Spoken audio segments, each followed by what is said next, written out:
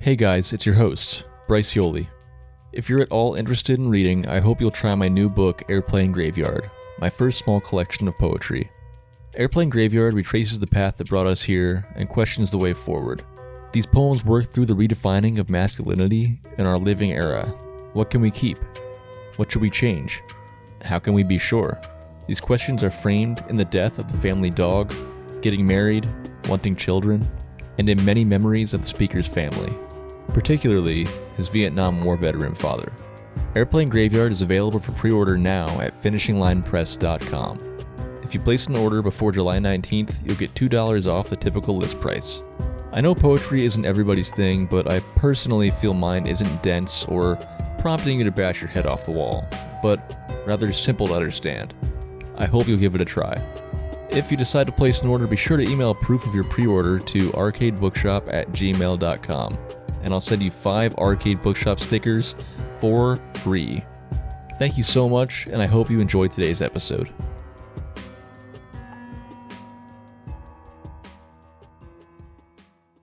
Please be advised that in order to foster quality discussions in each episode, we will spoil the stories in each game and text we talk about. Good news is, 90% of the titles we cover are old enough that many of you might already know all about them. That said, we do encourage you to play and read before listening. Listen up now, with me on, get ready for arcade bookshop. With your ball, play a game, check it out. Don't be lame, listen up now, with me on, get ready for arcade bookshop.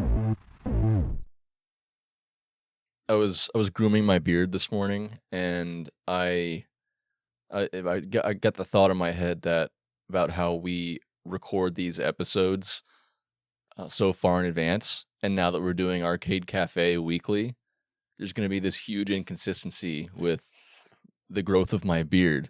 So people will be able to tell that this isn't current now, since I'm planning to grow my beard out and see how long I can get it. I thought that will be funny now, because we can't just pretend that it's... Not that we ever do, because we always acknowledge that we recorded this like in August of 1985. But why 1985? I don't know, Back to the Future. Oh, okay. That's my 80s reference year that I use consistently. So, flux capacitor and whatnot, and hope you guys like the growth of my beard, I guess. I don't know. That's what I've got this afternoon. What is time? I don't know, but you know it's going to be very awkward on this episode because Bryce is here live at the DPW studios for once, but we are doing this janky setup where we are recording on our individual laptops. This is where you're seeing us, but since we're across from each other, we're looking at each other and not the camera. Yeah, well... So we're just like talking in the distance. How often do I actually look directly into the camera? I feel like I don't. But I don't know. I guess it is weird that I'm looking over the computer now. Yeah. But it looks like we're just both. We're very contemplative this episode, looking off into the distance at our thoughts as they physically manifest in the ethereum of the atmosphere. That was really profound that you were able to cobble that together on the writing episode we're doing. You gotta do what's appropriate. And welcome to Arcade Bookshop, everybody. This is your podcast where we talk about video games and their literary counterparts for all of you who love to play and to read. Thanks so much for listening and joining us today. I'm Bryce Yoli, and as always, I'm here with my pal and cousin-in-law, Caleb James, taking a weird, awkward sip out of his glass of whatever dark liquid that is. I'm trying not to make it make noise, because normally I just mute it when you're at your residence, but I can't do that here because your microphone will pick it up. That's true. And also, I don't like that this keeps getting real bright on me and then not bright. It's like... That's fine. It's whatever. It's fine. That's fine. You look like you're in a hostage video, so... Yeah, well... That cool blanket we hung up to make it look like you have a background. It's much better than the black that it would have been. I forgot my neon sign at home that I was going to bring. You know what? You also forgot the StreamYard has a background feature. Do Because they? I used it when we had one of the guests on or something that was messing around with it. Remember? Like you could be at a beach, a future setting. Oh. You could have literally just had a background. We didn't have to do I hate any of that shit. I hate those though. I feel like because there's people that always use that when I'm doing Zoom or something. Zoom meeting or like Teams meetings, and I'm like, this is so stupid. Why don't you just show your background? Like, Hold on, I'm gonna see if I can set a background to see what it looks like. do you guys have like a meth lab in the back of your house or something, or in the background of your office? Uses more computer resource. Does it? Yeah. Whoa! Can you see that? Yeah, that looks terrible. It looks great. Oh, my arms. I would rather just see the foam soundproofing. Hold on, maybe this one's better. Oh, bricks!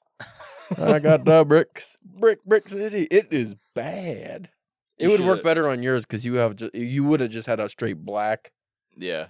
What about blur? What does blur do? Ooh, Yeah, that's what people use a lot. stupid. Oh, that's not even very blurred compared to what it usually is on Teams. Yeah. But anyway, Yeah, that was a lot of stupidness. oh, that's what people like when they listen for the first 4 or 5 minutes and then shut it off anyway. So I wonder if that has something to do with their retention not being so high. well, anyway, today we're doing another reverse episode order thing. We usually talk about a video game and then we talk about a book. This Spencer is time- going to hate this. Why? He already is upset with the format. He's going to hate that we're doing the reverse thing now. Well, we did it. We did it for. What did we do it for? I don't know. Oh well, we didn't. Those didn't air at the time that we're recording this, but we're doing that for the Plague and Mega Man. Right. We recorded Mega Man, right? Yeah. And Yeah. the Plague. Yeah. Okay.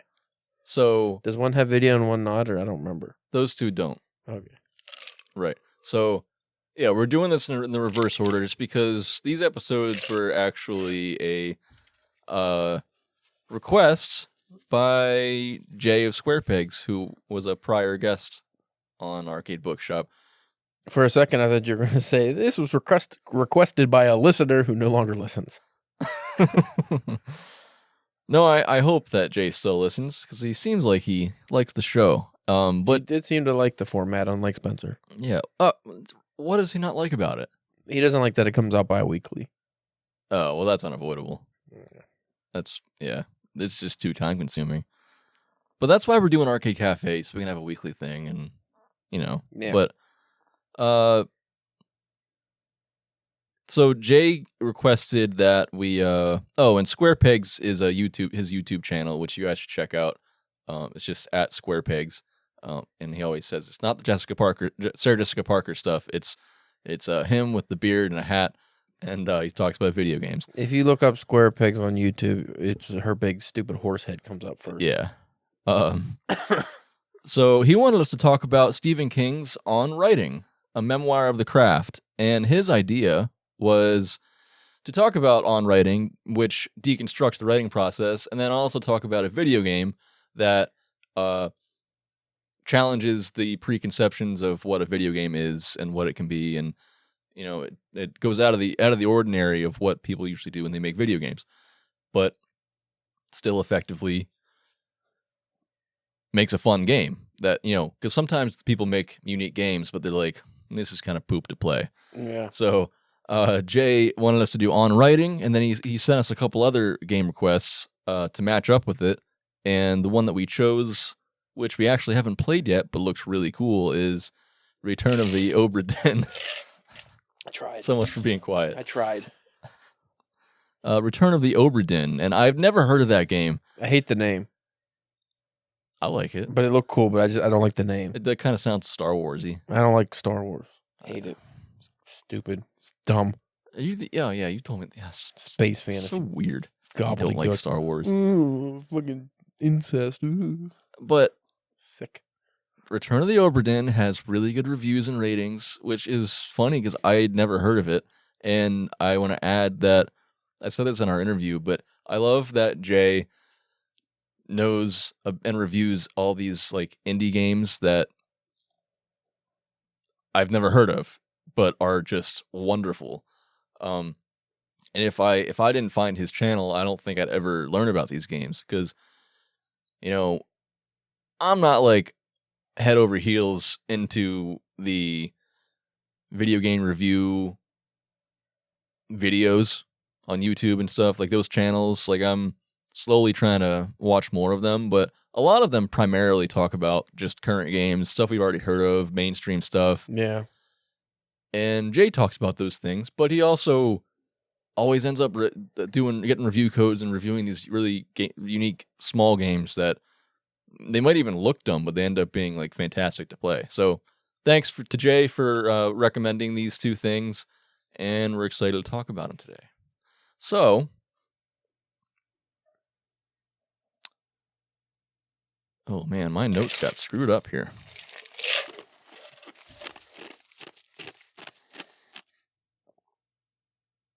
Yeah. So,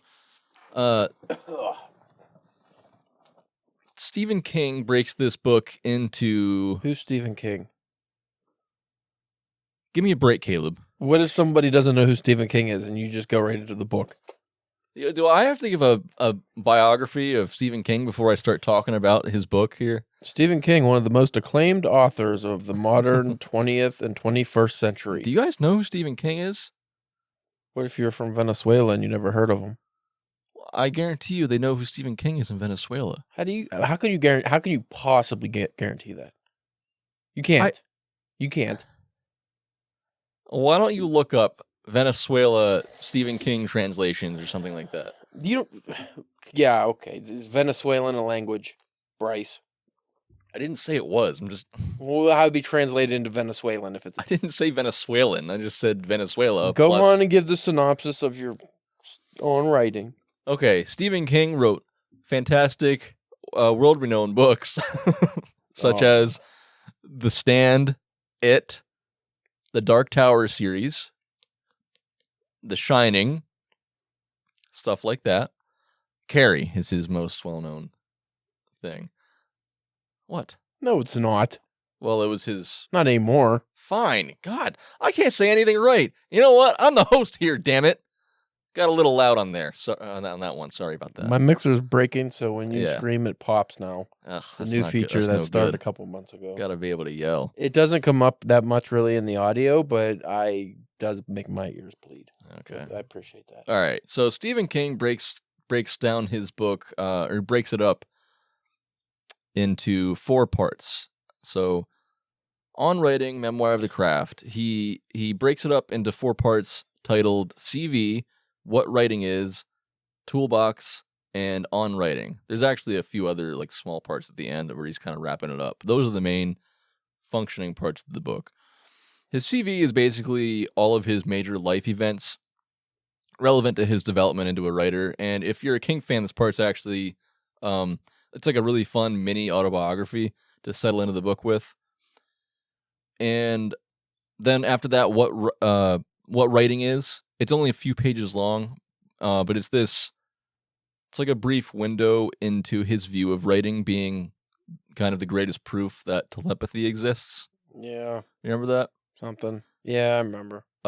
Being that words on a page can be read by anyone, anywhere in the world, at any point in time.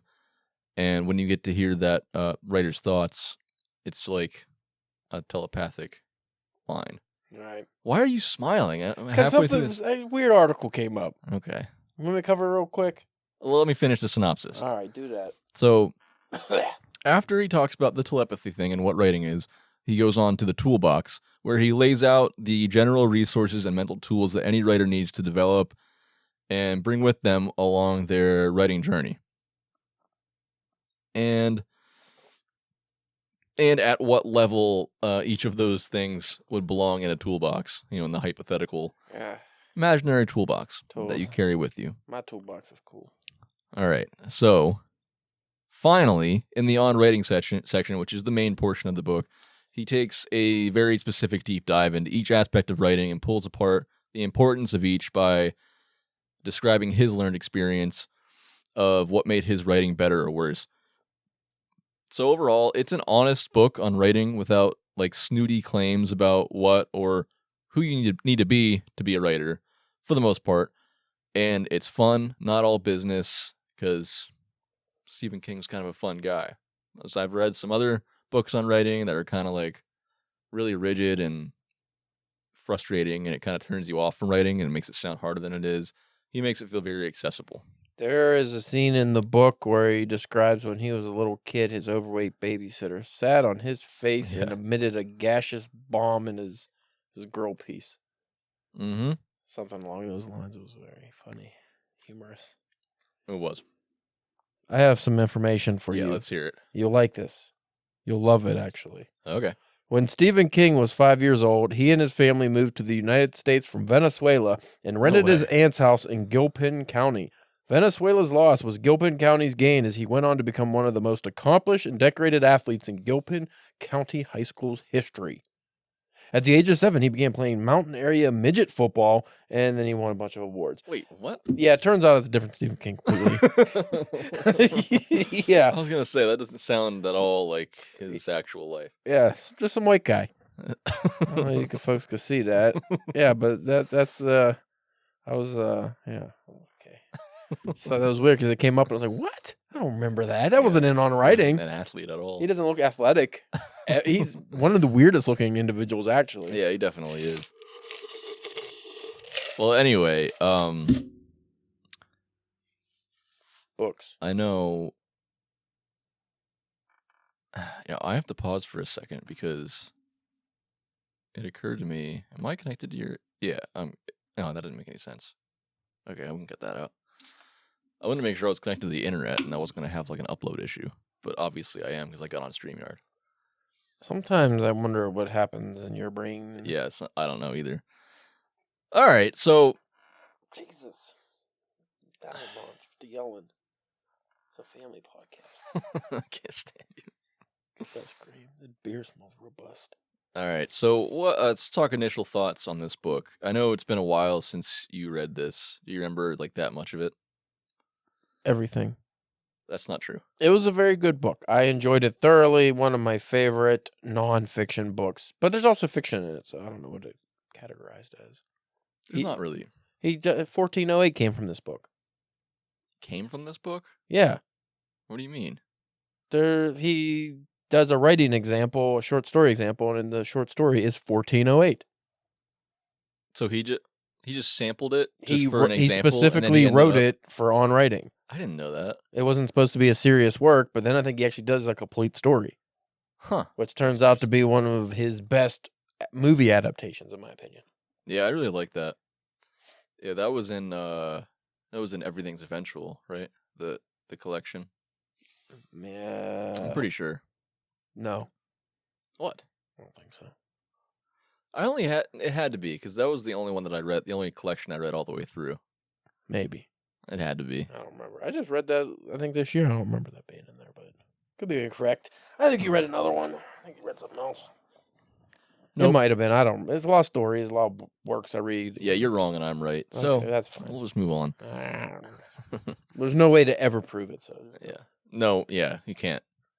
You can't prove it. So I read On Writing first in college. But I reread about 2/3 of it this past week. I was attempting to read all of it in like 3 days, but it just didn't work out. I don't know why you didn't just read it all today, like you said you were going to. I guess it got to be too much, and I started getting a headache while I was laying in bed. You ever lay in bed, and then you wake up, and you're like, I'm just going to stay in bed and like watch TV or read or something, and then you just get a headache? Never the headache part. Well, that happens to me all the time, but I have a problem with headaches, so. Like a brain tumor. Yeah, probably what it is. You should get that checked out. I'm good. So, yeah, I read about 2/3 of it this week to prep for the episode. I do love it. I love it. And reading it now as a poet is different before when I read it as a bum. Yeah. An unpublished bum. When I actually read it, I think it was the first year that I switched to professional writing as my major in college. So it's different reading it as a poet instead of as a fiction writer. But there are some things I disagree with. Overall, it kind of just brings me back and reminds me of like the sacred nature of writing, and sheds light on how sometimes that you're probably gonna think I'm all loopy when I say this, but sometimes it sheds light on how sometimes that ritual connection gets disrupted as life things happen, and you kind of have to like reroute and get yourself back into that mindset. But I don't know if you think that way about writing As a ritual? or sacred or anything like that. You kind of just do it, right? Does Stephen King talk about that in the book? Sort of. I thought he just, actually, I specifically remember him talking about how he bought the greatest desk and had this setup that he always dreamed of having. And it turned out that's not his process at all. It was just, I'm just going to go sit where I normally sit and just write and put in the work. I mean, he does have a ritual. He works like 8 hours a day. And I mean, if you mean it in that way, I agree. But I think the most important thing is just to be consistent and write. Yeah, but I mean, we'll talk about it more, I think, later, but he talks about it in a way, like, he talks about the consistency, but he also talks about it being like magic. Like, he started right off saying it's like telepathy, and he concludes it by saying writing is magic. And he talks about connecting to the muses, and I'm not talking about muses again. we are. Fuck. Not that much, but he references it, so I'm not going to not talk about it. Was it the update episode or what episode? It Whatever we just recorded. Yeah, we just talked about this. You just kept fighting about muses. Yeah. So when this drops, nobody will know what we're talking about anymore. Right. So it's new information. So muses, huh? Yeah, it just reminds me of the other stuff I've read about writing, about how important it is. I mean, it really comes down to consistency, but like we talked about when we talked to Jaime, like he and I kind of feel connected to that need to be ritualistic around our writing process, like doing it it work best when we do it at a specific time of the day or a specific time of the week at least, and we kind of like gear up for it. You know, like I used to do meditations before, so I could like really like settle into it, and I used to do the morning pages from The Artist's Way and that kind of stuff. So I mean, it is a good idea to set up some sort of either ritual or just something that becomes a habit, because then because I think Stephen Kotler talked about that in one of his books, where if you set up like, I'm going to write every day at 5, once that becomes a habit, the creativity just comes. Yeah. Eventually. It's just something you don't actually have to work on. You just, okay, as soon as I sit down, I'm ready. I've gotten to that point as well, where once I start writing, it just flows. I don't have any problems with blank pages and all that stuff anymore. Yeah, I do when I don't. I can write at any time. I just don't always like what I'm writing. Well, that happens to everybody. Yeah. I mean, I would say I often don't like what I'm writing. I'm also a harsh self-critic. But I don't know. So my plan was to break this down and go like part by part the way the book is laid out and just touch on some of the things he mentions. Does that work for you, Caleb? Sure does. All right. So I'm gonna touch everything. we don't have to go deep into talk about the CV part, which is just like his background and how he developed into a writer. But I just felt like the purpose of this episode is to talk about how Stephen King deconstructs the writing process. And his background personally isn't exactly important, but as writers and for listeners who find creativity important in general, I felt like if it feels nice to touch on some of the things that seem to be the most prominent, like cornerstones of his coagulation as a writer. Coagulation or coagulation? Is there separate words? Coagulation. Coagulation. Like his cementing. I feel like you're saying it with a Q. Coagulation, like quagmire. What is coagulation? Coagulation. Yeah, it's coagulation. Wow, sound like you said coagulation. Well, I kind of I probably rushed it, but is coagulation a word? I just thought you had a word I didn't know, and I was like, I want to use it if it's a real word. I like Oh. using words that sound No. different. Coagulation, like I like words that sound like other words, but are their own unique words. So when Yeah. someone reads it, they get it wrong, like to Yeah. fuck with people. Yeah. Yeah. It's probably it's probably like a poet thing, being a PA bard and all. It's probably like that's how our minds work, We'll Bryce. talk about at the time this episode's coming out. We will talk about that like 5 months ago. Okay. So Yeah. We'll probably already have our poetry reading by the time this drops. yeah, for sure. Yeah, for sure. Me. Me.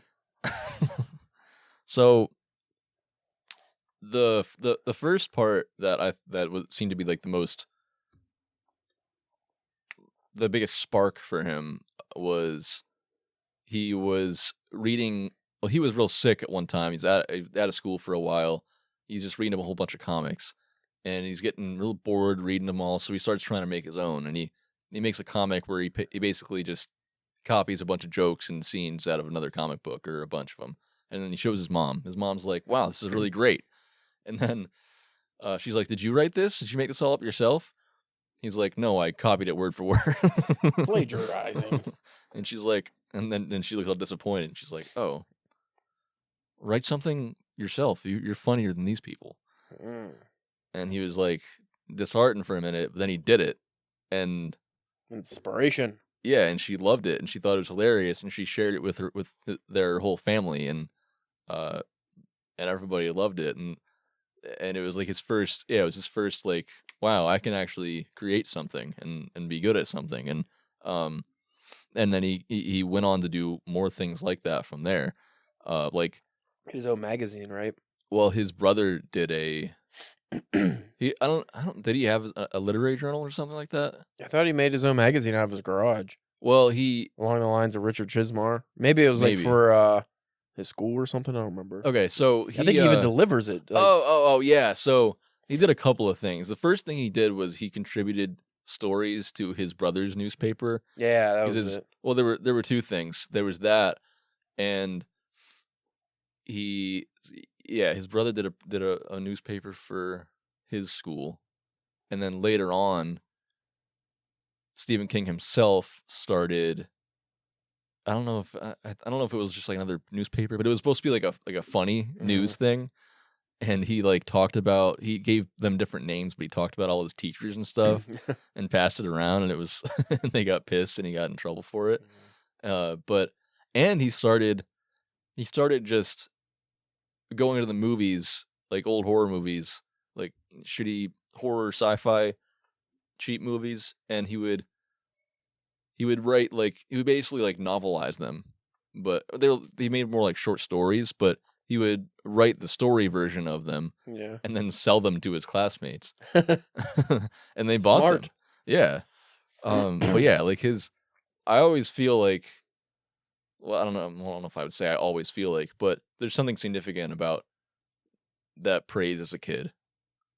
Like he got that one little bit of acknowledgement, like validation from his mother, and then he just kept going from there. Now look at him. Fucking failure. He's he's pushing 70, if not, and writing shitty books now. Yeah. He exhausted all his good ideas. I don't know. I haven't read any of his new stuff in a while. He's probably still making some good stuff. Revival was amazing. Yeah, I haven't gotten to that 2014, I think. But then 2014. Yeah. Yeah. No, I just didn't know. Yeah, I think it's around there. But then 2019, I read The Institution, and that was poopy. I heard it was poopy. You heard it was poopy? Might have been from you. I don't remember. I read later, and it was okay at best. I heard The Colorado Kid sucks ass. Yeah? I don't know what that is, but I like doing it. He just writes so much that I feel like it's so... You have to think like a musician. Once you hit a certain amount of songs... Yeah. Like, how could you create something that's unique and new and not heard before? Yeah. I think that's why music sucks now. Like, it's just very hard to create something to... Even just for writing in general, it's a lot of stories that could be told, but they've all been told before. Yeah. Another couple of things... just some things I picked out of his CV. He eventually, I forget how this came about, but he eventually realized that good creative ideas aren't actually like created. And this is you also might argue with this. I don't know how much of this you actually agree with or not, but he thinks that great ideas are more found than created, and they come seemingly out of nowhere, and it's your job to recognize them. Wasn't that also what was talked about in the War of Art? Probably. I don't remember if you read that or not. Yeah, but I did. It was like about you just like plucking, because that was a lot about muses and stuff too. But I think it was like about plucking ideas out of the ether or something. Like you're not creating anything; it's already in existence. You just have to find it. Yeah. I don't know. That's a little woo woo for me. Yeah. But I mean, if you really think about it, every idea you ever conceive is just a non-free will amalgamation of everything that you've ever thought and experienced in your life. Yeah, because the best ideas are not just one thing that you notice. It's more like an interesting thing that you notice combined with another interesting thing that you notice, and how those two things come together. Yeah. He gives the example of his mother one time. She had a whole bunch of jobs when he was growing up, and one of them was, I don't know if it was a job or just something that you can get money for, but she had made like books of stamps. Mm-hmm. You remember that? And he ended up writing his first original story from that, because it was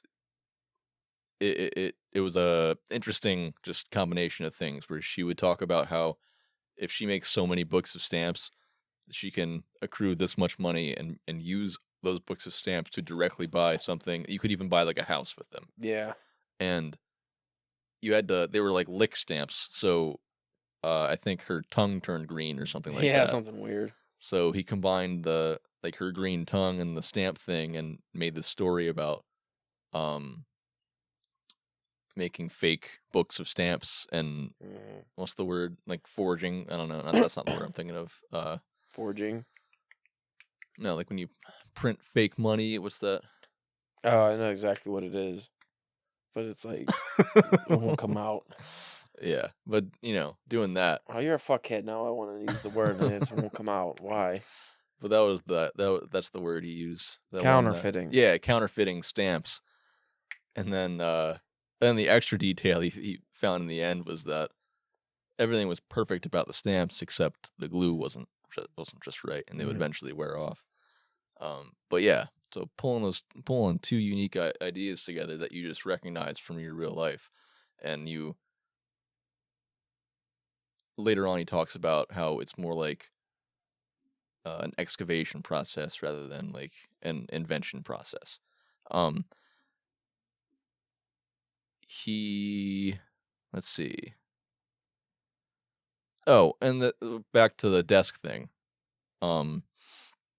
And one more thing in his CV, but he had the final realization at the end of his CV that you don't need a fancy desk with fancy things in it for inspiration to write well. He says, quite the opposite. Put your desk in a corner, and every time you sit down to write, remind yourself why it isn't in the middle of the room, because life isn't a support system for art, it's the other way around. Do you disagree? Life isn't a support system for art. Art is a support system for life. Oh, I guess. Sounds all right. That kind of sounds like some hippie gobbledygook to me. Right wherever you're comfortable, Bryce. No, it's not just that. Gobbledygook. I've never felt more fulfilled than when I started doing creative stuff. Like, I have always known that I like to write and like to make things. That's because you're not a tortured artist. You're not a Kafka. You don't want to just burn all your work and have nobody ever read it.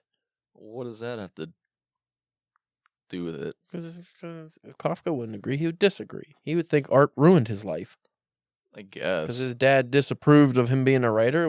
Yeah, I mean, you're going to have different nuanced things like that, depending who you are. But overall, the purpose of life...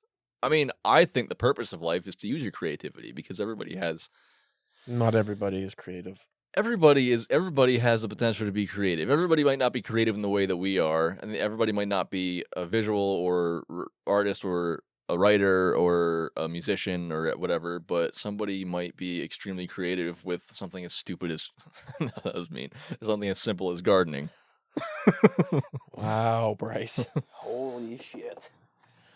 Is that your dryer or is it the It's a heater that's directly heater? above your head. Right. You know what? I will agree. Hitler was a pretty good painter, all right? Yeah. That's the point you're trying to make. I got it. He was creative. Just validated him.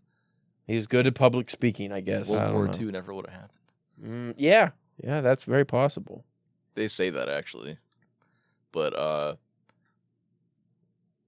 yeah, I agree with him. I think that it, at least for me, I feel as though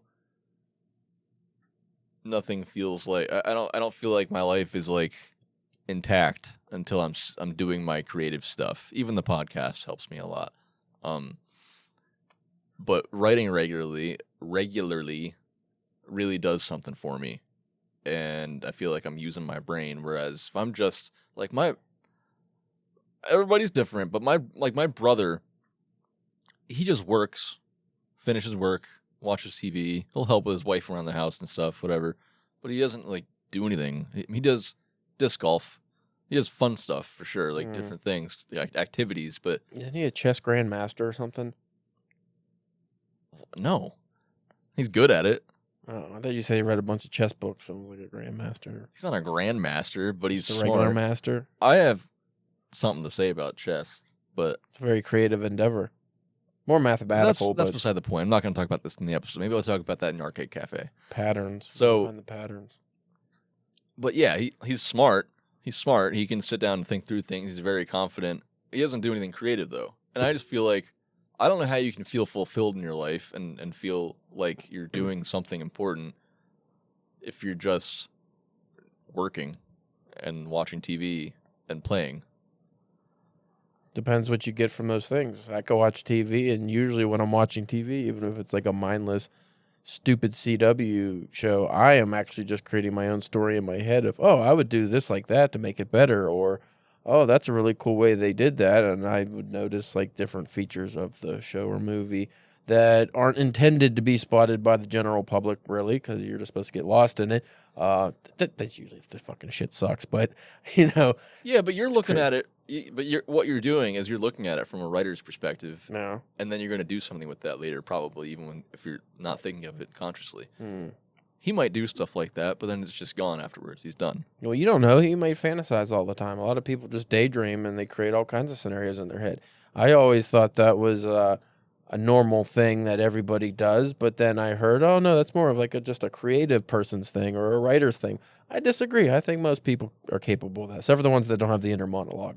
They play things differently. Well, I don't know what he does. It's a mystery. But plays chess, really good. Chess grandmaster. Yeah. I'm not going to disparage your brother like you.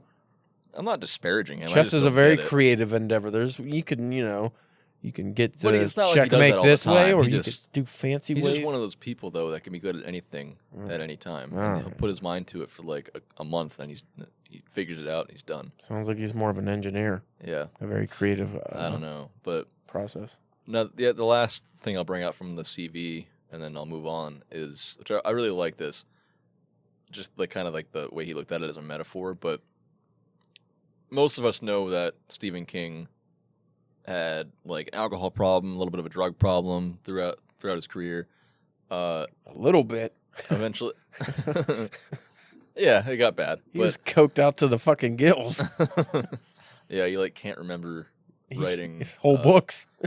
There was one specifically. I think it was Misery. That was Cujo. Oh, it was Cujo. Yeah. It was Cujo.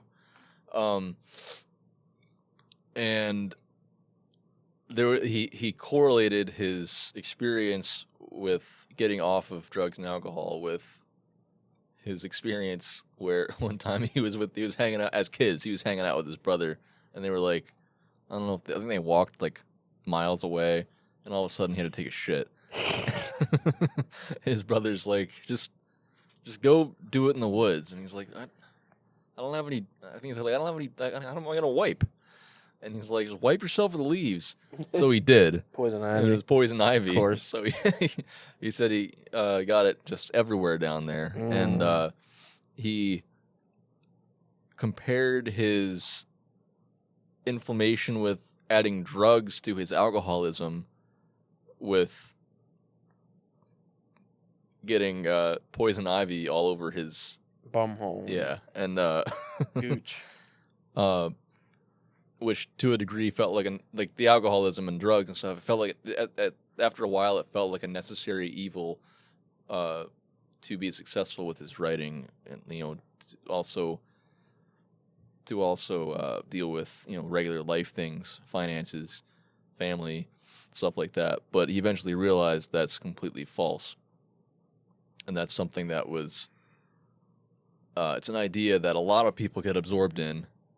That is or was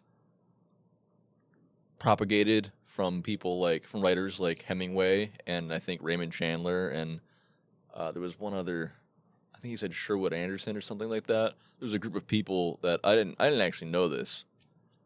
But there's a small group of people that kind of started that idea, and then it just being a raging alcoholic writer. Yeah, and then but it became so popular and of an idea that you have to just be like tortured and drunk and out of your mind to. The funny thing is, like, Hemingway is the biggest one. They say was because he was such a drunk, and he actually specifically said he never wrote while drinking. He wouldn't drink at all while he wrote. Really? Yeah. Interesting. He took But it. he was still a did the same raging method as Stephen King. He would get up early in the morning and treat it like a day job, and then in the afternoon he'd get raging drunk. Never would drink while he wrote. Huh. I don't know about you, but I can't write for shit when I even just had like a few beers. Like it just starts going downhill real bad. Like I just don't, it's not that I can't write, it's just I don't want to. I feel like I do well when I'm just like a little buzzed or something. You don't feel that way? Not really. No? If I have like one or two drinks, it's okay. But yeah, once I start getting, I just want to have fun then. I just want to do dumb shit. No, I mean, I usually don't drink more than 2. But I'm not saying I drink to write. I'm just saying like oftentimes when I write lately, it's in the evening and I'm just like winding down. I'm just hanging out and I'll have a drink while I'm writing. But anyway, moving on. I have like too much to cover, so I'm gonna have to shrink this. But when in the section called "What Writing Is" and he talks about telepathy, I always remember him talking about this. Even this is one thing I remember from this book, even long after reading it, because that was like 2015 when I first read this, and I still remember this.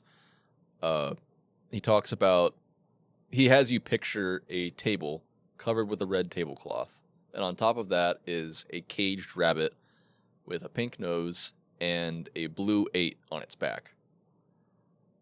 And he talks about that in terms of telepathy because you can be told to picture those things, and every person in the world is going to picture it a little bit differently. But in general, like there's gonna be a different shades of red, different shades of the blue 8. But in general, same image.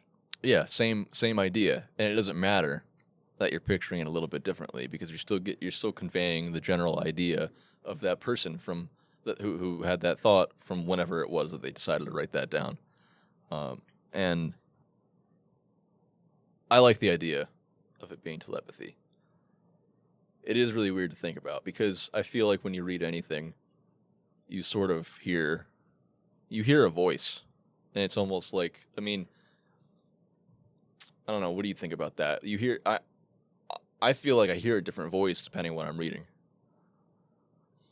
A different voice depending on what you're reading. I don't think I do. No? No. I mean, like, we just read Hitchhikers, and I feel like I read that a little bit. Sort of like hear a British intonation to it. Unless it's in a different language, I usually just read it in my own voice, I guess. See, you're a very pragmatic person compared to me, and I feel like I do these nuanced things that don't fucking matter, whereas you're focused and you're actually absorbing the elements of the story that I completely gloss over. Yeah, you do that a lot. You gloss over, like, we'll read something, and I finish it way quicker, and then I'm very surprised when it's like, oh, you must have really concentrated on that and focused and got every detail, and then I bring up some surface-level bullshit that's right out in the open. You're like, I didn't know that. Like, what do you mean? Like, I don't know how I feel like I'm simultaneously pretty smart and a complete fucking idiot. Like, worthless piece of shit. I don't get it.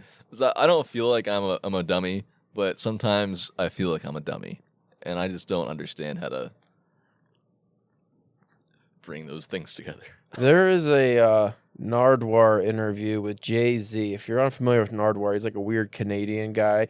He asks very, like, I don't know, he's like super autistic sounding, and it's like a gimmick, kind of a gimmick, but if you watch his videos like on YouTube or something, they're pretty entertaining. But he, like, the first thing he always asks is, I think it's, who are you? You know, and then they're just like, oh, Cardi B, or what, like they just say their name. But he asked Jay-Z, who are you? And Jay-Z went into this deep philosophical, like, he was like, oh, I'm a businessman and I'm a thinker, and he just went on, and then Nardwuar like cuts him off and goes, you're Jay-Z. Like, I feel like that's you. Is like you just way overanalyze and think too deeply on some surface level. Yeah, you need to just focus on just the who are you? It's just the general question. It's not that I don't think deeply; it's that I think deeply about things that don't fucking matter. Yeah. Yep. Yeah. Maybe you should read a lot of Russian literature. Maybe that'd help. Yeah, it'll probably help. I do like. I mean, I liked what I read of Crime and Punishment, so try that. Try that out for size. All right, I'm gonna try to rush through this. Right? Yeah, we have 15 minutes. That's not gonna happen. We have 15 minutes. But so the next part is the toolbox part, and basically Stephen King is saying that you need to, as a writer, if you want to be successful, you need to fill your toolbox with all the essential items, whether physical or mental, whatever, that you need to be successful with in your writing in your writing journey. So he uses this idea of his grandfather's toolbox. His uncle one time was fixing something on the house. He went and he had Stephen King as a kid go and get this toolbox. So he brings the whole toolbox out, and he can barely carry it. It's really heavy. He brings it out, and his uncle asks him for a screwdriver. And he's like, just whatever, any screwdriver. So he gets it out, fixes a screen on a door or something, and he's done. And they put the screwdriver back, and Stephen's like, why did I bring the whole toolbox out here if you only needed a screwdriver? I could have just brought you the screwdriver. And his uncle's like, well, you never know what you're gonna need. You got to bring the whole thing out, so you're not rushing back and forth. So you don't have to go running for another tool if you need it. I still use that advice in my daily life because Mindy will laugh at me. Like, I'll go upstairs, like, again, just something that needs screwed in. I'll go get my whole toolbox, which is kind of heavy. And she was like, why did you grab that whole thing? It's like, because you don't know. And I find just fixing shit as a homeowner, I often end up, go back in the garage. I'm like, fuck it, take the whole thing. And then you end up using a bunch of shit. Yeah, that's a common sense thing that I am not very good with. Yeah, you just get it, just have it all at hand. Yeah, I never do that. And also, Mindy, put the fucking tools away. Put the tools away. Put everything back where you got it. That's another, that has nothing to do with writing, but that's just a life rule. Yeah. Put it back where you got it, and you'll always be able to find it. So he says, bring everything with you, leave nothing behind, and practice with those tools regularly. God, I cannot say regularly, so that you can build up enough muscle to be able to carry the whole thing to fruition. So whatever you start, you don't have to end up like, thinking too hard about, going back and forth on. So you just have those tools with you. You just practice with them, and eventually you can, you can always finish your stories. Yes. Within that toolbox, he specifies like what level and how to organize your tools. It's like, I'm not going to go into that. He goes into a lot, yeah. But it's kind of just extra. But he talks about having vocabulary. He says, make no conscious effort to improve it. Use the first words that come to your head. Grammar, just like a rudimentary grasp. I'm not like real good with grammar. I know I do like the common sense stuff. He uses the example of like you should know what a gerund is and some I don't know something adverbial. I don't know. Do you know what a gerund is offhand? A gerund? Yeah. No. Yeah, me either. I don't think Never it heard of matters. it. He was a teacher, so. Yeah. But I do have a rudimentary grasp at least. And I actually took a course in grammar, but I don't remember any of that shit.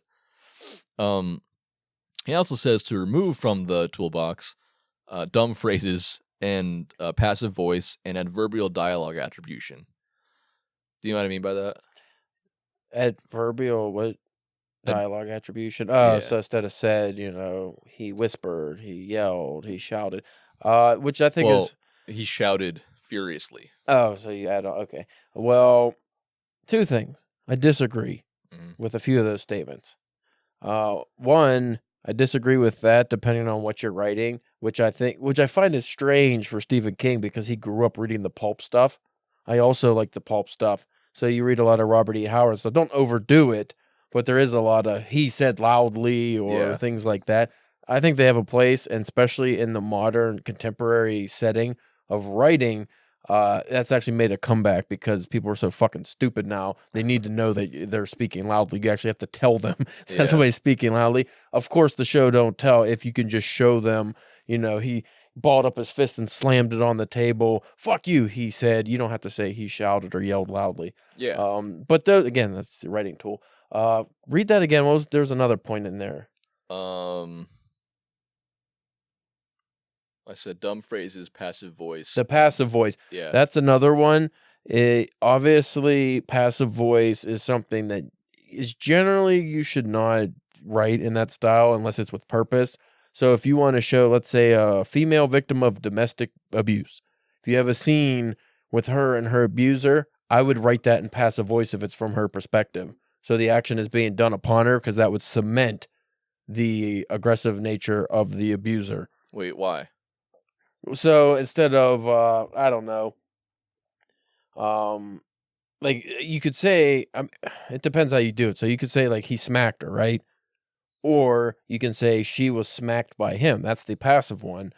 But if you say that she was smacked by him, it's not as aggressive sounding. So it would almost go into, let's say you wanted to tell a story about how she blames herself, or, if you want to go into the tropes of domestic violence, she makes excuses for the guy. So instead, because if he smacks her, he's the aggressor, he's the bully, he's the abuser. Mm-hmm. But if she was smacked by him, that almost changes it a little bit. It blunts it. It makes it less aggressive. And then you can see how if her view is the actions being done upon her, she can maybe excuse it a little bit versus him just being, to the audience. Like she can excuse it. I guess a tool for you in that case is that, a passive voice can be a tool instead of a hindrance to the reader always. Yeah. Right. And but I've also read like a lot of Japanese fiction where a lot of it's in passive voice and it doesn't change the way the story's written, which is weird. Like a lot of Yukio Mishima works I read where it's in passive voice, and it's strange because you're not supposed to write like that, but it's so well done. Yeah. And then I don't know if that's one of those things you'd have to look deeper into to see if it was purposeful or it was a translation thing. Yeah. But I always like that as a tool. I make sure I don't use passive voice that much, but if it comes to scenes like that, I think it's worthwhile. Yeah. I always avoid it, even in like business writing. People's communication at work is just terrible. So fucking bad, and it's like people actually praise me for my communication at work because I follow those rules, and they don't even like know what I'm doing. They I don't think anyone understands why they understand me better. Yeah, because on the surface, I'm not saying anything different. It's just the way that I'm writing it. Well, look at just common way people speak. Dan was hit by a car yesterday. Yeah. You don't say a car hit Dan yesterday. Yeah. But that's the way you would write it. Right. Car hit Dan. That's the action. That's the aggressive. This guy hit Dan with his car yesterday. You could say a guy hit Dan with the car yesterday, but most people would just say, "Oh, Dan was hit by a car yesterday." Yeah. Don't think anything of it. So, he had examples for dumb phrases. I know we're pushing time here, but I think he had funny ones. Like piss up a rope? No. No, like that's so cool. um Suddenly, is that one? People use the word suddenly. Oh, he doesn't say that, but I think that was a. I don't know if that's in Shrunken White or if that was a thing my professor just hated, just saying It's suddenly. probably Shrunken White. That's a tough one too, because sometimes that suddenly just works so well. Yeah, I mean, there's a time and place for everything, and I will add that even Stephen King says, even Stephen King, like I was reading this stuff and I was thinking the adverbial phrase thing or the the attribution thing. I was thinking like I know for a fucking fact he does that all the time. I'm telling you, because he grew up with the pulp stuff. Yeah, so it's funny. He also uses the word ejaculated as like I don't like that as a dialogue tag. I think J.K. Rowling likes to throw one of those in too. It's like Harry Potter ejaculated. Like fuck you, he ejaculated. Like, no, don't say that. Never use that word. They do it on purpose. But it's funny because I was thinking that, and then like a page later, he was like, "Now I know what you're all thinking." And he was like, "I know this is a case where it's do as I say, not as I do." But yeah, because but to his point, he's also saying like there is a time and a place for these things. Now there are some things I don't think he ever uses or ever wants to use the passive voice. And I'm not sure about that, but I'm sure he does sometimes. Anyway, let's move on. He does say, keep the elements of style, Shrunken White, in your toolbox. Did you talk about that before? Did we talk about that? I think you might have. Or I don't know if there was a private conversation. I know we talked about it before because I used to always have a copy right next to me. I don't know where it's at right now, but I mean, it has a lot of useful information. There's also a lot of information people throw to the wayside now on purpose. But well, you were asking me off air about I got the latest issue of Cosmic Horror Monthly because I want to submit to it. I wanted to read an issue, and I told you the stories are very I really enjoyed the stories. They're very unique so far. For the most part, very well written. But since I don't read a lot of contemporary work that's not by just professionals like Neil Gaiman or something, I'm very shocked at how I would consider my level of writing compared to these people who are getting published in like decent things. Like just for instance, the word just is used so fucking often. Yeah. And I always thought, no, that's like one of those things you don't use that. Like you're not supposed to. Like, you just don't use just because it's a useless word for the most part. Every once in a while it has like, a purpose like that just happened. That happened. Yeah. It seems in your mind it sounds better that it just happened because that immediacy, or even just the case. Just the case. Even the case like that. Like it's hard because that's how we speak. Like this is just this. Like it's something so like yeah. And I'm not just like Stephen King. I'm not saying don't do these ever, but the amount of times in each story so far I've seen the word just, and not like in dialogue it's fine because it's how people speak, but the fact that in the action or just in the prose itself it keeps coming up, I want to say, have you studied writing at all? And not bad writers at all. These like so far they're really good writers, but it boggles my mind that some of these most common writing of like advice things we just ignore or throw away or maybe never learned. I'm sure schools don't teach a lot of this unless you take like creative writing. Yeah, I was gonna say in college, I know my advisor said, my advisor / professor, he always said he had a problem with just like he often had. I don't know if he still does, but he often had to. It's like that. It's a useless word most of the time. Go back through all his drafts and just cut out all the just because they were worthless. Okay, you'll enjoy this one. Stephen King says paragraphs are almost as important for the way they look as for what they say. They are maps of intent. He actually argues that the paragraph is the basic unit of writing rather than the sentence, where coherence begins and words stand a chance at becoming more than mere words. Well, I discussed this with Tyler Gore when he was on the DPW podcast because he taught, I think, at Brooklyn College or something. He taught writing, and we were discussing the fact that I hate the fact that that's another one. the No, fact that that's another one. Worthless. But I use that. I do use that in my writing, and I always have to delete it. Yeah. Like it's one of those ones that just pops up too, and then I always go Yeah. on the second. That's the thing. The editing draft, I always go through and delete a lot of that. But we discussed that the use of the 3 to 4 sentence structure for paragraphs, like this weird writing workshop. Everybody has this uniform style. Like I hate it. Like sometimes a fucking paragraph should be a page long. Yeah. Not you don't have to go David Foster Wallace where it's 20 pages long, but a page long, 1 sentence paragraph. Like break it up, make it interesting to read. That's one thing I find with a lot of these contemporary works and these anthologies I've been reading. Even if the story's good and it's very well written, I zone out because it's this like it's weird. Like your eyes just kind of unfocused because it's 3-4 sentences, 3-4 sentences, 3-4 sentences.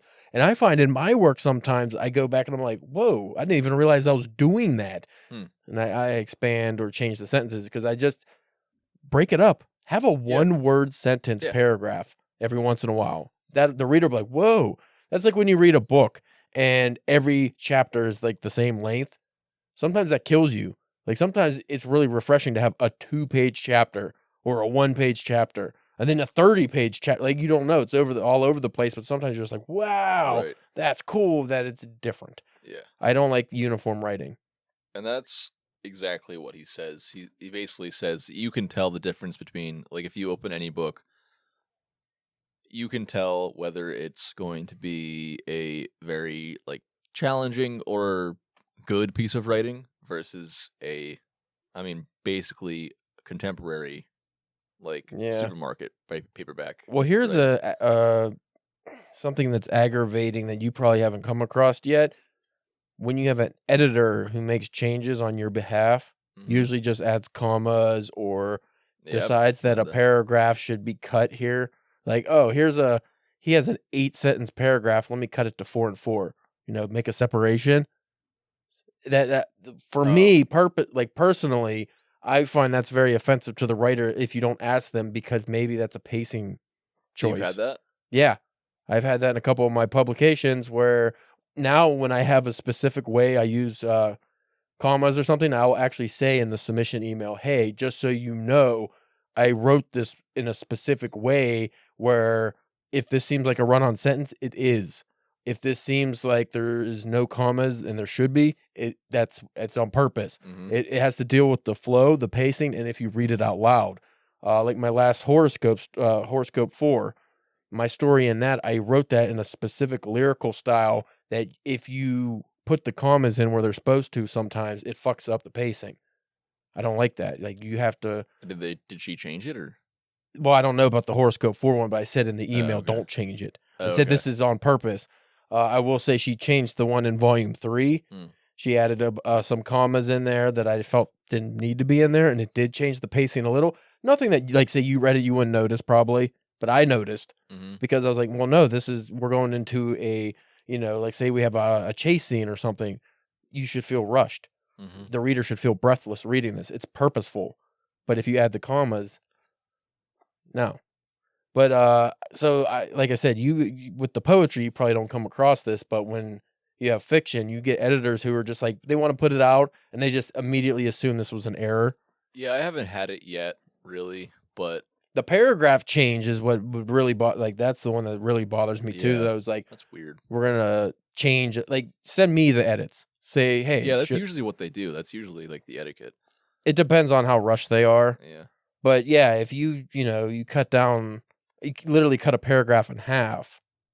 I mean, maybe it makes it better if they just didn't realize it was a long paragraph, but often it's purposeful. At least for me, I actually go into writing.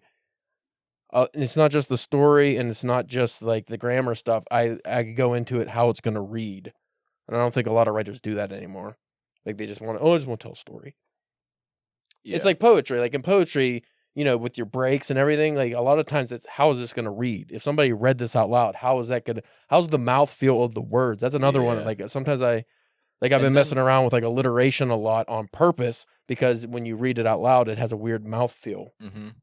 And in terms of poetry, it's weird when you talk about this kind of thing because poetry nowadays, it can be whatever the fuck you want it to be, especially if it's like too extreme in my opinion. Yeah, but I was gonna say, especially if it's one of those journals that publishes things that are out of the ordinary. Like, I submitted to one recently because I had like one kind of weird poem, and it's not one of my favorites, but I thought it would fit well in this journal. But they had a lot that were just like, oh my god, it was like, what are those things called? Those pictures that people build with like ashy art. Remember that? Yeah. It's like that almost. Like it's not a picture, but it looks like that. It's like, how am I supposed to sit down and enjoy this? Mm-hmm. Because it's just like you're literally using punctuation just to like make it look weird. See, that's where my And- problem with poetry comes from. I still come from the fiction aspect where I want to have punctuation, or I want it to be in a form that somewhat makes sense. But a lot of poetry now, it's just like we break whenever we want. We have words wherever we want. Yeah, and honestly, I don't care about where a break is. I can read it however, and I look at the breaks in poetry more like you might be able to read it straight through in a whole like continuous flow, but I think that's where like visually the ideas are supposed to be creatively separate, just like in a subtle way, Yeah. if you know what I mean. But so like I don't care where the breaks exactly are, but it's hard to talk about because sometimes I overthink it, and I'm like, am I like, do I have a lack of knowledge of poetry in this area? Like, am I doing this wrong? But Mhm. also, I don't fucking care. Mm, Like, I just try to add variety. Like, some things I do with some line stanza breaks or line lengths. Some things I do on purpose, but really only to confine my ideas in their respective places. See, I still get OCD with the form. Maybe that's because I Yeah, I grew up on old poetry. But for instance, it's like, okay, I have, I want a 4 or 5 line stanza. Then I'm like, I have to stick with that. Like I Yeah. have to stick with it. I can't just have 3, 2, like just whatever. I was like, no, I got to stick with it. Like I have to Yeah, go. I have that in my head, and then I kind of break it on purpose sometimes. Yeah, if I feel like if you break it, like say you just have a bunch of lines that are just like 4 lines, 4 lines, 4 lines, and then you have 2 or 1, that should be for a purpose. Oh, yeah, there usually is a purpose. But I just feel like pretty a much lot of dramatic effect. a lot of poetry I've read, there isn't a purpose. It's just like, yeah, it looks cool, or just do it. Yeah, I don't know. Sometimes it does just look cool. I think that's cheap. Usually, I mean, I think I'm with you though. Like usually, I do try to, if I can, I try to stick to the same number of lines. But if I can't, then I can't, and there's Yeah. a reason that I can't. But anyway, I think we can move on from this. Yeah. So anyway, he ends the toolbox section with something I liked, and I just want to read it. He says, "Good writing is often about letting go of fear and affectation. Affectation itself beginning with the need to define some sorts of writing as good and others as bad. That's fearful behavior. Good writing is also about making good choices when it comes to picking the tools you plan to work with." So that kind of goes along with what we were saying. Mhm. Like, that's where you have to be like, Well, have like you you were just saying, like maybe you're afraid to not have it even when have it you, doesn't really matter. well, have you ever purposely have like overwritten? Like Yeah. you know that you're overwriting Yeah. and it's way too long and it's too complicated or too many metaphors, too many similes that don't make sense together. Like, you have an ocean, like either an ocean simile or metaphor, crossing metaphors, for instance. It's like, oh, I'm going to have metaphors about the ocean, but then I'm also going to throw in one about a mountain or even about cars, like something that doesn't even go together. Mhm. But you do it just because I want it all out there, and then it goes to Stephen King's "Kill Your Darlings" point, where it's like I really like that line, doesn't fit, cut it. But then I that's how I write. Like Spencer, I know is the opposite. He writes short, and then he has to add. I always have to cut down everything, which is why I yeah. can never fucking hit the right. I always go way over the word count on stories I submit to places because I overwrite. And this has nothing to do with Stephen King, but are you an edit as you go, or are you a put it all out there and then I guess that's kind of what you're saying. Maybe put it all out there and then go back and... I made sure I don't edit as I go anymore because that used to make it so I didn't finish stories. But what I do is when I go end a writing session, let's say the next day I go to a writing session, I'll go back a couple paragraphs or even like a scene and edit to get back into the flow. Yeah. So that seems to work for me. I know like Hemingway, he would stop like mid-sentence. That way he could just get back in the flow when he got back to it. Mm-hmm. I don't do that, but what I do is like say I'll end a scene before it's over. Because if I end a scene, I feel like that's like a completion thing. Like I completed the scene and now I can just fuck off for a month and not get back to it. Like, well, that scene's completed. I'll get to it eventually. Yeah. If I'm mid-scene, it's in my brain. I'm like, I gotta finish that.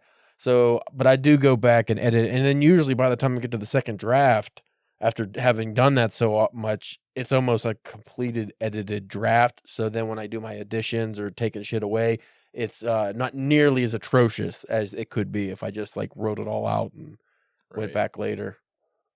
Yeah. Yeah, I don't know who said this, but I want to say it was in The War of Art where he actually recommends stopping when you know what's going to happen next. Mm-hmm. So that when you come back to it, you can... That's what I always do. Yeah. Because then I can pick up the scene. Like the only time... Actually, sometimes what I'll do is I'll end... let's say I have a scene where cannibals are going to come and scoop up somebody and fucking eat them. I'll end it, and then I'll just, like, whatever part I'm ending on, I'll just write underneath, cannibals come, they eat them. Like, I'll have the bullet points. Just so, like, okay, make sure I don't miss any beats. That's what I do. Even with poetry, a lot of times I have a couple of lines in my head, so I'll punch it in my notepad on my phone, and then below that, I'll just have a bunch of bullet points, like, just picture, like, images or details I want to add that I'll actually go back and make poetic later on. But yeah, okay, so I want to get to this next part. I know we're, like, so over time right now, but this is the bulk of the book, so I'm just going to run down everything. We got 15 minutes. Again, I'm going to run down everything he says, and then afterwards we can talk about all of it and just the best parts of it. So, in On Writing, Stephen King is talking about... He goes into depth about all the details that you need to be able to... You need to be on watch for and pay attention to become a good, and this is specifically about fiction writing because that's what he does. Specifically, like the ocean. Yeah, it's specifically about Regarli writing. Regularly. Regularly. So he says, in order to be a good fiction writer, you need to read and write a lot. And then he says 4 to 6 hours a day. 10 pages of writing. Hey, can I tell you something real stupid? I was at a convention once, and there was this fucking indie writer. He had a whole bunch of books. I didn't check them out. They're like fantasy or something. But he had a panel, and this was when we were doing the press gigs for DPW. And what we tried to do was instead of covering the celebrity shit, we would cover like the smaller panels, like the indie authors and artists and stuff. Okay. So we covered this guy's panel, and we're sitting there, and he was giving all his whatever advice and shit, and I'm just sitting there. And then when he was done, some girl raised her hand and she asked how to get better at writing and stuff. And I said, you should read a lot, write and read a lot. And the guy said, actually, I disagree with that. And I was like, what? And he's like, I don't think you should read anything because you should just write. Don't read anything. And I was like, okay, I'm not reading anything you fucking wrote, buddy. It's funny because my point was that I've heard some people say the opposite about both, actually. I've heard poets who say, I don't read any poetry because if I read poetry, it's going to make me write like those poets, which is true. If you're suggestive, yeah, you can't. Because I've read like, H.P. Lovecraft also, and I'm writing like H.P. Lovecraft. I've had that happen. That's why when I read, I usually try to pick a genre or something that's not what I'm writing currently. Yeah. And so like, I just try to, I read poetry, obviously, but I try to read it. I try to not read it right before I'm about to write. Yeah. Because, it goes to the toolbox thing, too, though. How are you supposed to fill your toolbox if you're not reading a bunch of various things? Yeah, exactly. You have to have variety. Like, I'm not one of those people who can remember everything that I just read. Like, I can't, I can barely remember what I just read on writing. That's why I have a list of notes here. So, as long as I didn't just come off of a reading session where I read a bunch of poetry, as long as I didn't just do it, I'm basically like fresh. Like this is basically the first poem I ever wrote. Aside from the general fact that I have built up experience writing semi-regularly, it always feels like kind of like my first poem. So, yeah, that's my point on that. And then, I don't know, what do you feel about sitting down and giving yourself I'm doing the opposite of what I said. I said I was just to run through this. But anyway, he says, I'm not even going to let you answer. He says he writes about 10 pages of whatever every time he sits down. So the next thing he says... A lot of people do word counts. Yeah, as long as I wrote like something, like even if it's like 5 words, I did my job today. I think until you get consistent with writing a specific word count goal, that can help. I got to hit 1,000 words today. But once you get down, I'm going to write every day or whatever works for me. I don't think it's very important to just, hit the goal versus what you're writing. Because sometimes I've literally spent like 45 minutes on 2 or 3 paragraphs. Yeah. Just wording it the way I want it to be worded specifically. And then I end up very happy with it. Yeah. So he says, use what you know to enrich a story about themes or subjects you don't know very much about. Like if you wanted to write about sci-fi or exploration, but you don't know science or haven't been on many adventures firsthand or something like that. So you don't necessarily, because people like to say, write what you know, right? You don't necessarily have to just write about what you know. But if you're writing sci-fi, you can use what you know to add depth to it and base your world around what you know. If you only write what you know, you're going to be boring. Yeah, usually, unless you're because that's like base literary journal writing. Like that's why so many of the New England Review stories are fucking boring. They're very boring. I didn't get a new subscription. I didn't either. I haven't even read like the last 2 or 3 issues they sent me. No, I haven't either. I thought that was a good point, but he says also don't write with money in mind. Very good point. We already kind of talked about this, but avoid plotting and opt for excavating the fossil that is the story. He says his Misery. He got the idea for that from a dream, and he just wrote something on a napkin. Eventually, wrote some longhand, and over time he fleshed it out, and eventually, he pulled off all the extra stuff, and it was just the story. Does he talk about writing specifically for an audience, like a specific audience? Yeah. He says, I'll find that. When he talks about revising, he says, identify your ideal reader to make, I'm paraphrasing, but he basically says, identify your ideal reader to make the most readable version of your story in your revision process. So basically, he's writing everything out. Yeah. He's just writing the whole story, and then he goes back and he's like, what would my actual reader want to know? I know there's contention with that point because there are a lot of writers who go, I write for me, and I don't, if you like it, you like it. If you don't, you don't. But I am not tailoring any story or any of my books towards any specific audience. It's like, I think, don't we all kind of do that, though?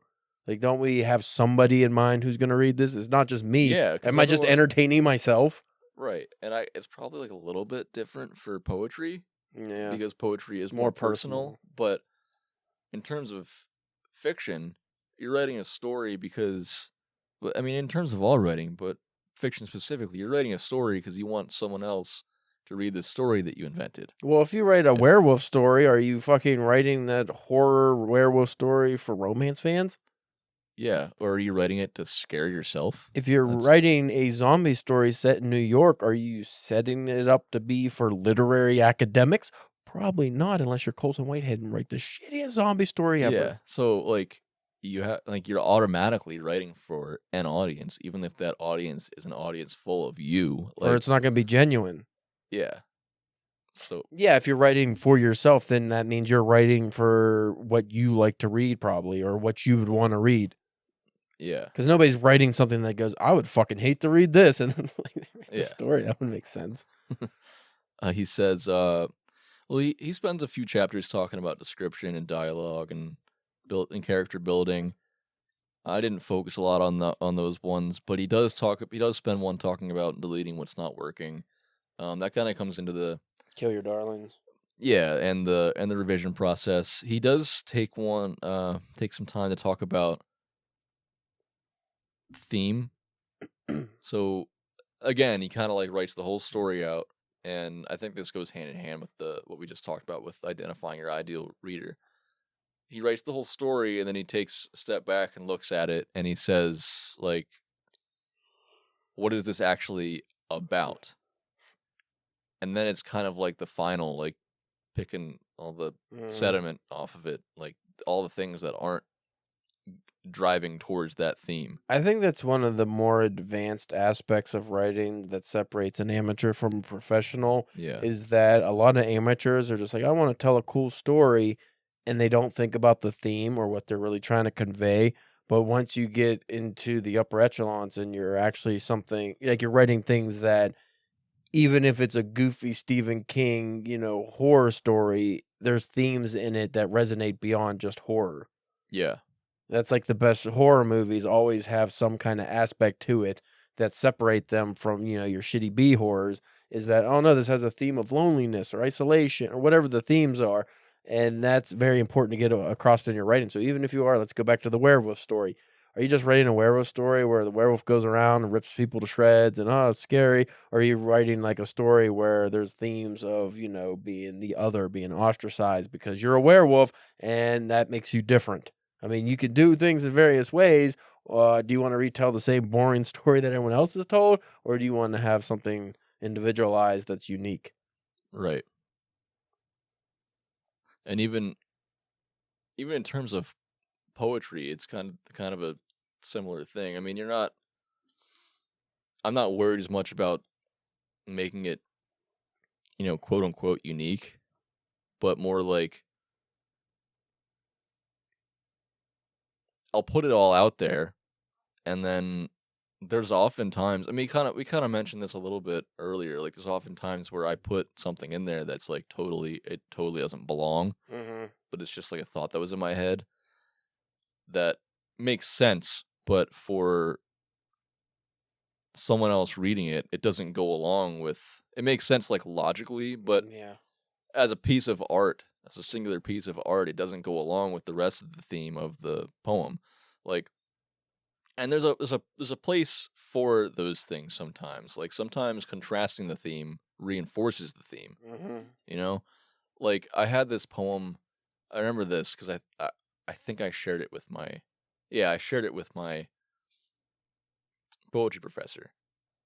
I wrote this poem about creating glaze for our ceramics in high school, and all of it was so much specifically, like all of the imagery and metaphors were very specific to ceramics and art. And she was like, there's too much about all like ceramics and art here. Add something else. And once I did, it made it a lot better. So yeah, there's a time and a place for that, but yeah, there's also needed revisions to adhere to the theme, make sure it's all fitting nicely. Did that make sense? Kind of. Okay. So anyway, we're almost done here. Actually, 7 minutes. He talks about he does talk about research, finding a publisher. It's interesting, but I'm not gonna go into that here. But close to the end of the book, he starts putting out some emotion, and he says, I referenced this earlier. He says, writing is magic as much the water of life as any other creative art. The water is free, so drink and be filled up. And I feel really strongly about this because there are many things I love doing. Like I love doing this podcast.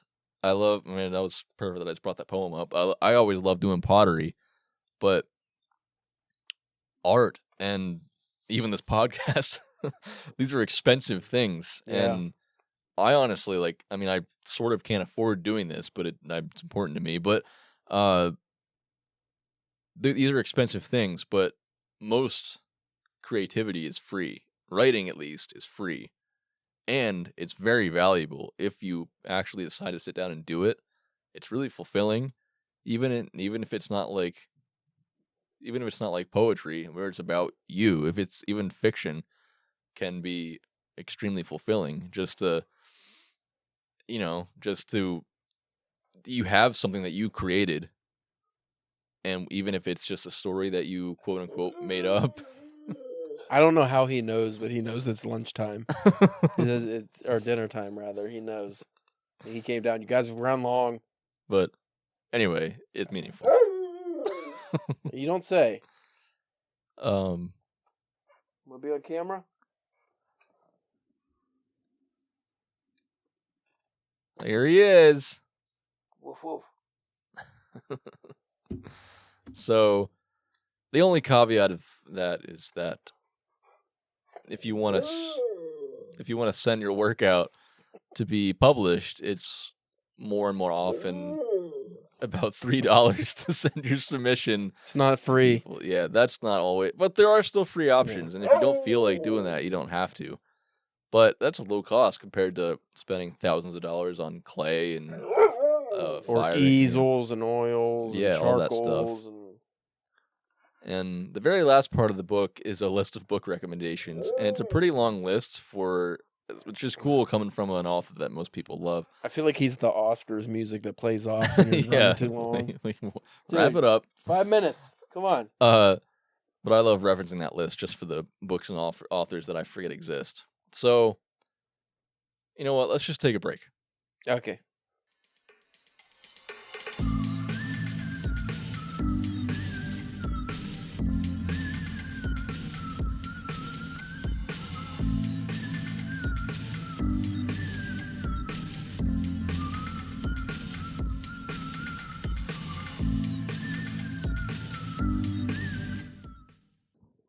And we're back. And we're back. And we're back. He is insatiable when it comes to, like, I don't know how he knows, but right down to the minute, he's like, it's time. 3:30.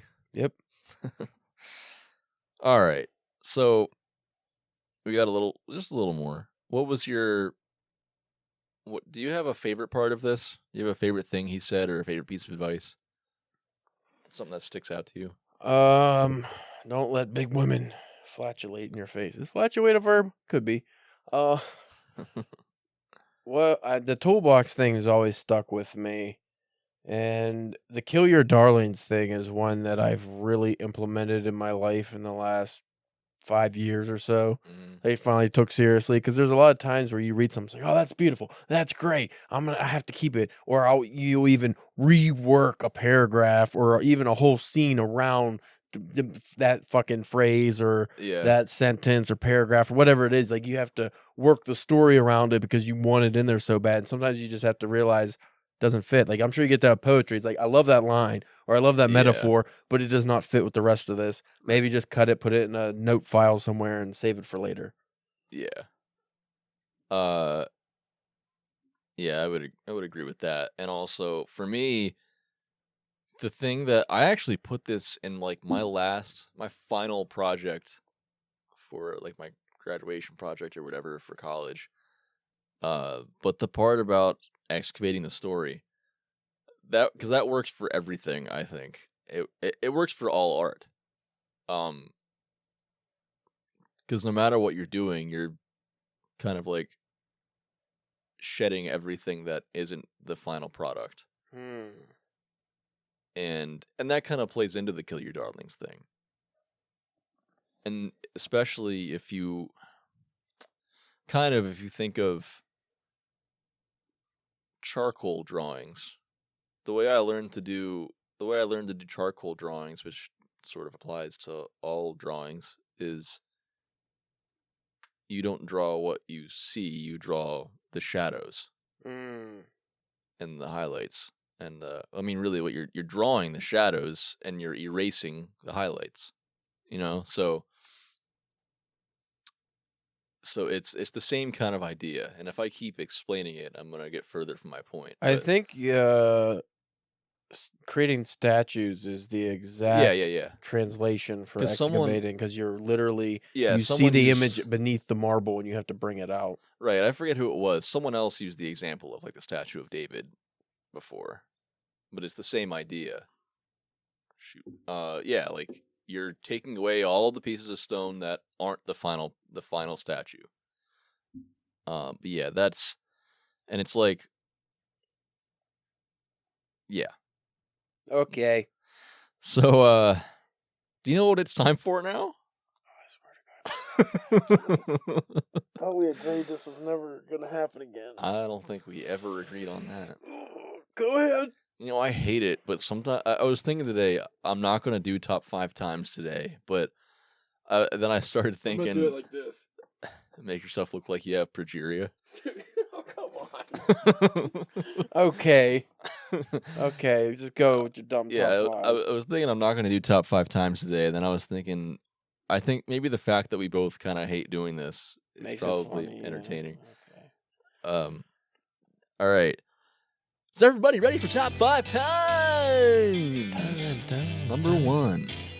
Best instructive or inspirational book that you've ever read. On Writing by Stephen King, probably. You think? Honestly, because I haven't read too many. Okay. I read the War of Art and On Writing. That's probably it. I would rank War of Art ahead, but I didn't like the second half of it. oh really? It got too spiritual. Oh, I like those things, but this was probably my favorite at the time that I read it. But since then, The Artist's Way by Julia Cameron is definitely my top most inspirational book that I've read to get my creative juices going. Finally, like dive into it, and yeah, second I would rank War of Art, and then probably this. I felt like On Writing just translates directly towards my goals versus the other two. Right, that's true. Number 2, worst instructive or inspirational book you've ever read. There are a few that I've started to read, and I was like, this is horse shit. But I can't honestly remember them because I don't keep things that I don't like in my head. Well, this isn't writing related, but for me, I was looking at my bookshelf, and I was like, oh man, Superfoods by David Wolf. He talks about all like the superfoods to add in your diet, and it's bullshit. Like, like powdered algae and I don't know, I'm sure quinoa's in there. Is he like one of those dickheads that ignores that the liver exists and just says, oh, to get rid of the toxins in your body, you need to have a lemon smoothie or some dumb shit? I don't know, but a lot of these things are ingredients that you just put in smoothies, or you can just mix it into your food. Goji berries will make you grow a second dick. Yeah, shit like that. And it's like, I get that those things they're all, I mean, I don't deny that they're healthy and they are superfoods. However, where the fuck do you get half this shit? Like, you can't just go to any grocery store and get those things. A lot of them, you have to order the ingredients or the items themselves. You have to order off of Amazon or another website. You can't just go get them. And then oftentimes you get a processed version of them, like a powder or something. It's like, is that really healthy now? Yeah, and they're incredibly expensive. And so books like that tell you about what superfoods to eat, it's like, well, great. I know this, and now I know that I can't afford to eat to my ultimate health. Yeah. So that's mine. Okay, number 3. The writer that has influenced your own work the most. This is a complicated one because every couple years it changes. Initially, I would have probably said Haruki Murakami. But if you listen to the episode that we just recorded on DPW with Nicholas Obregon for a Murakami Minute, where we talked to Nicholas Obregon about how he fell out of love with Haruki Murakami, I could probably say the same thing. But for a time, the way he wrote affected me in the way I wrote for a while. And then Stephen King was another one in regards to his storytelling. John Steinbeck's probably a big one. But honestly, just, like the toolbox thing, you get more tools, you get more writers that you kind of blend together. You're not going to mimic any one writer. You're going to use everything you like about those writers to form your own writing style. Right. And that's why I actually couldn't keep mine to one either.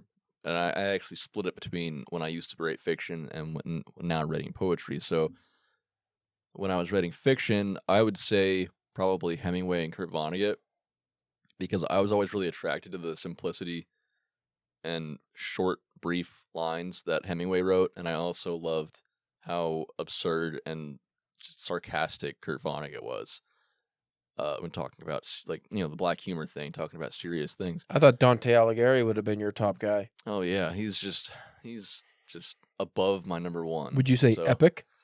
He's epic. Yeah. S tier. Epic, EPIC. Maybe a little Homer in there too, just for fun. I've read Homer. Homer Simpson, not the. Oh yeah. So as a poet, I got to say George Belgier, who is a current, a contemporary poet in Ohio. Not your boy Big Seamus. Oh, that's my second one. I knew it. I only read one collection by Seamusini, but the one that I read I thought was really good. I don't know if I read the same one or not, but I really like the one I read as well. Yeah, he's very, very good. And then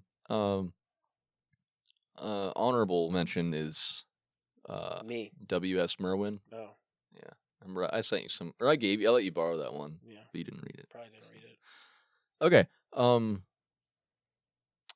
And for George Belgier, it's just because he writes he's like a sort of like a working class, prose poetry kind of writer. Yeah. It's just very plain but funny, but also takes time to show emotion. So I like that combination. Relatable and endearing. Yep. All right, number 4. Best Stephen King novel or story that you've read. Ooh, that's a good one. So he has a short story called The Jaunt. The story itself isn't anything, miraculous or spectacular, but the fucking ending really affected me. It was so messed up. It was along the lines of I have no mouth and I must scream, and just the fucked up level, like just that existential awfulness is just like, oh my God. I don't know if you ever read that. Big spoiler, The Jaunt ends with I can't spoil it because then I have to give the story synopsis, but basically it's one of the worst things you can ever imagine as a person. Yeah. It's worse than death. It was one of those things. So that revival was one of the more recent ones I've read of his, but that might actually be my favorite. Like, I like The Shining. I liked a lot of his short story collections, but I think Revival was just really cool. And again, the ending of that was one of those ones that was so fucked up. It was beyond fucked up, where you're just, and it was the H.P. Lovecraft homage too. So I'm just like, yeah. And Mary Shelley's Frankenstein, and just cool fucking book. But the ending of that, I was just like, God damn it, that's terrible. Damn. So I really, because he has shit endings. So the fact that sometimes he nails it so hard, just like, God damn, that shook me to my core. I gotta read that sometime. Maybe we could do that for the show sometime. It's really, really good. Spencer's actually gonna be really pissed off we didn't have him on this one. I didn't even think to. But if we do Revival, you'll have to have him on, because that's probably one of his favorites too. Okay. Mine is, so I have read all the Dark Tower books and several other regular novels, and Everything's Eventual, his short story collection, is one short story collection. So I would say, I think I have to say The Shining out of all of those. And I kind of was good. Yeah, you watch the movie. I think we just talked about this in Arcade Cafe or something like that, but you watch the movie and it's great. Jack Nicholson is great in that. The little kid is great in that. But I thought you would have said Elevation was your favorite. I didn't read that. It sucks. Okay. It's just about fucking lesbians around a bean shop or something. A vegan restaurant. No. And the guy, it's like thinner, but instead of getting thinner, the guy just like gets lighter until he floats away. It's dumb. Okay. It's dumb as shit. But okay, Jack's character development in the book is so much greater and grander than the Jack Nicholson version movie. He's crazy from Jump Street. Kinda, yeah. Like he's manically crazy and kind of violent, and it doesn't go like the book. He's a good guy that goes, the darkness gets him. In the fucking, you watch the movie, you're like, oh, he's kind of crazy already. Yeah, like he already has a dark past. Yeah, it's not as And then even Danny's character is incredibly has so much more depth in the book than in the movie. And the main character in the book is Danny, not Jack. And then the last thing, my favorite thing about the book is the maze scene. It's almost like a fantasy horror scene. Yeah. And that it's just flat out not in the movie. And probably because of special effects, or because Stanley Kubrick didn't feel like doing that. He wanted a more realistic version, Yeah. I think. He didn't want hedges coming to life. And yeah, I was going to say, basically what happens is Stanley Kubrick is a great haunted house movie. Yeah. That's what it is. Yeah, and that's not exactly what the book is about. No. Okay. Last one. Worst Stephen King novel or story you've ever read? Elevation. Okay. It's fucking terrible. And, it wasn't terrible. It just wasn't good. I can't say that was probably the worst one I've read, but I can't think of one that I disliked more. Like I said, Later was okay, but I haven't read a lot of the ones that are considered duds. I also, unlike Spencer, I haven't read his whole bibliography either. I've only read some of his main ones. So, yeah, I can't really say. I would have to just say Elevation right now. Right. Mine is The Institute, or The Institution. Yeah, The Institute. You said it was poopy. It's sort of like a milder version of like Stephen King's answer to Stranger Things. There aren't like monsters in it, but long story short, just like telepathy. Yeah. What's the other word? The other movement. Telekinesis. Yeah, telekinesis. That shit. It's just it started out like maybe the first half or so was okay, and then the ending was awful. So that's mine. That was a 2019 book. So that's the only evidence I have for his current state of writing, which isn't very promising. I think we've talked I don't even remember with who, maybe I don't know. On DPW, I know we've talked with somebody before about the problem with Stephen King now is that, they always said, oh, he's so good at writing children and he's so good at, being current with reference. And now it's like, no, that's like an almost 80-year-old man trying to use like lingo for young kids. Right. And he was good at talking about kids because he was writing about a lot of kids from like times that he grew up and where he was actually interacting with kids. But now it's like, you have no idea, dude. Yeah, now he doesn't know, and he's just guessing, basically. I don't know if he has grandkids, but it's not the same. No, just the way, he talks, like, just tries to make him sound hip. Yeah, it does not work. No. So, all right. I think we can finally wrap this up, Caleb, and everybody listening. Jesus, it went so long. It did, but thanks, everybody, for hanging out and listening to Arcade Bookshop. Stay tuned 2 weeks from now for another video game edition of the podcast. We're playing Return of the Obra Dinn. Follow and subscribe wherever you get your podcasts. Tell a friend to listen, and please remember to rate us 5 stars and leave a review. You can follow us on Instagram at arcade_bookshop, TikTok and YouTube at Arcade Bookshop. And Caleb, how is DPW going? Okay. How could do? The old deepadoo is great. DPW, there is the social media handle. You can go at, I guess if you're listening, at DPW Podcast. We are on X, Instagram, Facebook, and YouTube. We share the audio. If you want to see, we've been getting inundated with guests. I have more guests. I even have a 101-year-old woman that wants to be on the podcast, but I don't know. We never really decided because they didn't ask. They just sent us a thing for the book. Yeah. But I have more guests coming already scheduled. I don't know when this episode will drop, but just go and check it out. You'll see all kinds of names on there. Probably guests writers people you want to talk to or talk about. It's fun. That one about Son of Sam was... And also, if you want to go and see the Dr. Caparelli, that was a good one. If you want to check out my updated publication history, calebjamesk.com, you will find when this episode drops, I should already be published in Strange Day Zine and PA Bards. All right.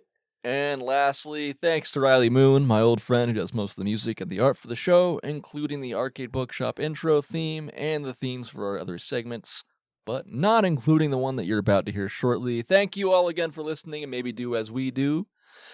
Keep a controller in one hand, over here. A book. And a book like this one in the other.